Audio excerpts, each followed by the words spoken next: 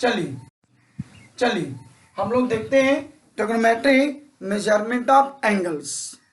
तो आप इस पार्ट में देखेंगे कि मैं एक सवाल लिया हूं और इस सवाल में लिखा है the angles of a triangle are in AP. इसका मतलब ये नहीं है कि ये एपी का सवाल है, नहीं, इस सवाल में एपी का कुछ फार्मूला इस्तेमाल किया जाएगा, कुछ प्रॉपर्टी इस्तेमाल किया जाएगा। तो angles of a triangle are in AP, the number of degrees of the largest is 2, the number of radians of the least is 360 is to pi, find the angles।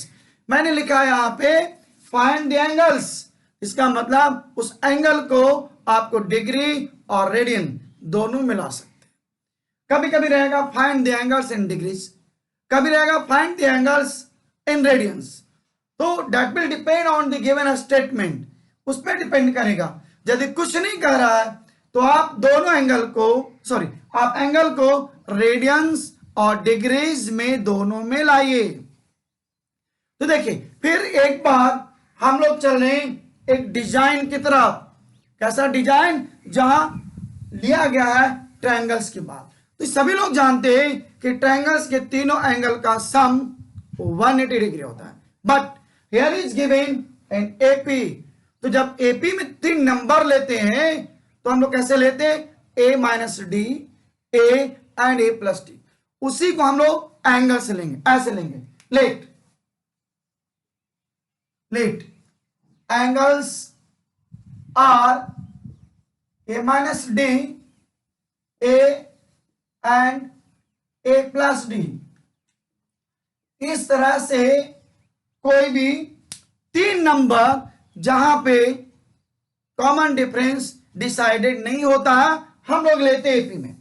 तो this is the part of AP, for this only, nothing else. AP का इतना ही हम लोगों ने लाया है। बाकी अब इस सवाल में जो प्रेजेंट में हम लोगों ने मेजरमेंट ऑफ एंगल्स का डिग्रीज और रेडियन उसका इस्तेमाल करेंगे। तो देखिए इस सवाल में कहता है एंगल्स आर इन एपी, तो एपी का काम हमारा हो गया। अब सम ऑफ एंगल्स कितना डिग्री? 180, वेल नोन है। तो देखिए according to question a minus d plus a plus d, this is equal to 180 degree. अभी मान लीजिए मैंने सबको डिग्रीज में लिया है, डिग्रीज में ये a माइनस डी, ए और a प्लस डी सबको डिग्रीज में मैंने लिया, ये अंडरस्टूड है, लिख भी सकते हैं। तो दिस इज इक्वल टू इतना 180। अब देखिए ये डी डिसमिस हो गया, 3a 180 ये कट हो गया, सो a इक्वल टू मिल गया 60 डिग्री। ये मिल गया पूरे डिग्रीज में, तो ये मिल गया 60 डिग्री। अब हमारे पास कॉमन डिफरेंस नहीं है, क्या करेंगे? जो दिया हुआ है number of degrees of the largest is to the number of radians of the least is 360 is to pi। तो आप समझिए this part is least, a minus D least है, a प्लस डी लार्जेस्ट है और a हो गया middle का। जैसे 3 फिंगर है, ये 3 दिख रहा है, ये 3, ये मिडिल हो गया, ये मिडिल का जो कि लार्जेस्ट भी दिखा रहा है, और ये दूसरा और ये तीसरा। समझने के लिए कि ये 3 एंगल है जिसमें ये लार्जेस्ट होगा a प्लस डी, और ये मिडिल का होगा, और ये स्मॉलेस्ट या लिस्ट होगा। तो अब देखिए according to question number of degrees of the largest, कैसा? तो लार्जेस्ट कौन है? a प्लस डी, ये हमारा डिग्री में, ठीक है जी। अब देखिए उसके बाद कहता है number of radians of the least, तो लिस्ट हमारा a माइनस डी है, देखिए a माइनस डी। अब ये डिग्री में है, हमको रेडियन में बदलना है, तो pi by 180, this is equal to 360 is two pi. अब देखिए समझना है पे, फिर थोड़ा समझिए, रुक के समझिए। क्यों? क्योंकि देखिए ये लार्जेस्ट है, ये स्मॉलेस्ट है। तो क्वेश्चन कह रहा है कि लार्जेस्ट का डिग्रीज और लेस्ट का रेडियंस का रेशियो 360:π है। तो ये मेरा लार्जेस्ट हो गया, यह स्मॉलेस्ट हो गया डिग्री में, और डिग्री से रेडियन में बदलने के लिए π/180 से हम लोग मल्टीप्लाई करते, तो कर दिया, ये हो गया रेडियन में, ये हो गया डिग्री में। इस तरह से हम लोग जो है इसको ध्यान रखते और हम लोग इसी तरह से इसको बनाएंगे। कैसे बनाएंगे?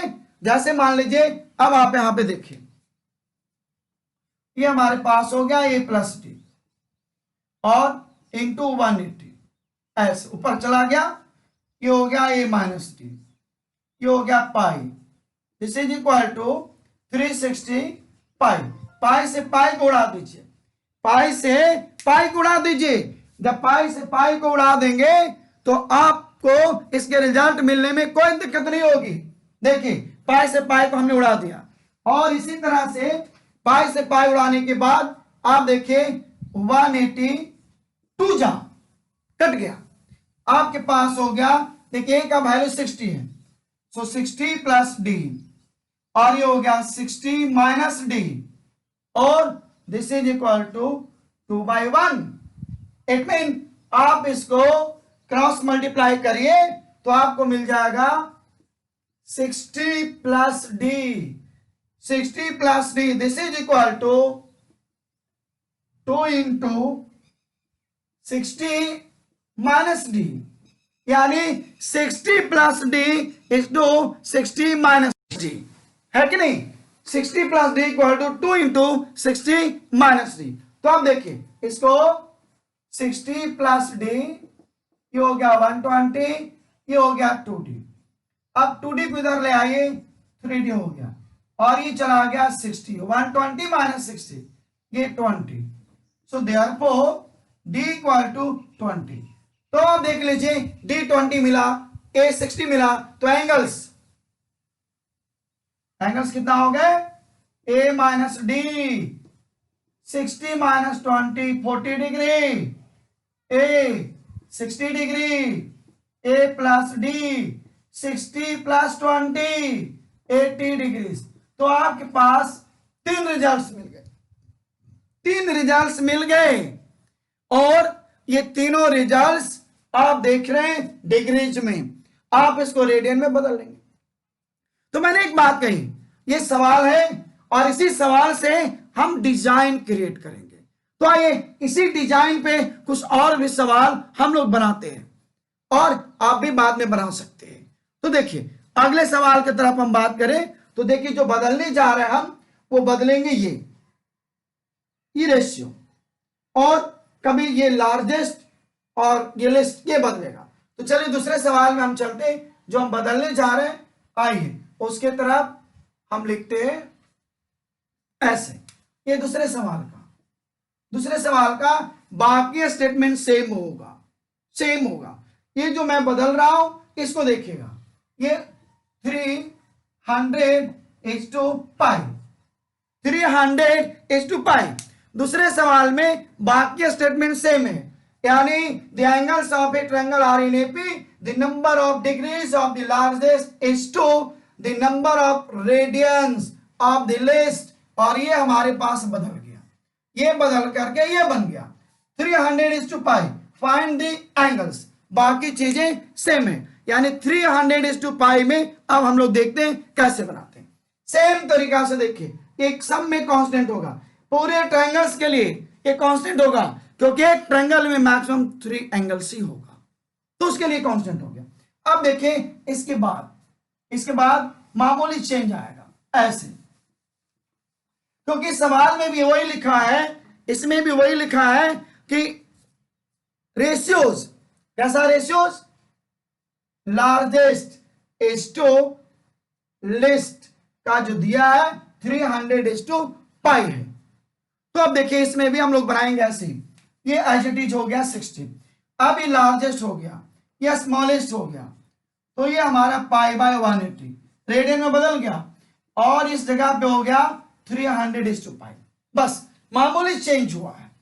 तो ये हो गया 180 ए प्लस डी और A minus D into pi, into pi ये हो गया 300 बाई पाई, पाई से पाई को उड़ा दीजिए और ये 0 से 0 उड़ा, 6 3 जा एंड 6 5 जा, it mean 3 into a plus d by a minus d, this is equal to 5/1। अब देखिए हम लोग इसको समझते हैं आगे का स्टेप। जब हम उसको क्रॉस मल्टीप्लाई करेंगे, क्रॉस मल्टीप्लाई करेंगे तब देखते हैं क्या मिलता है हमारा रिजल्ट।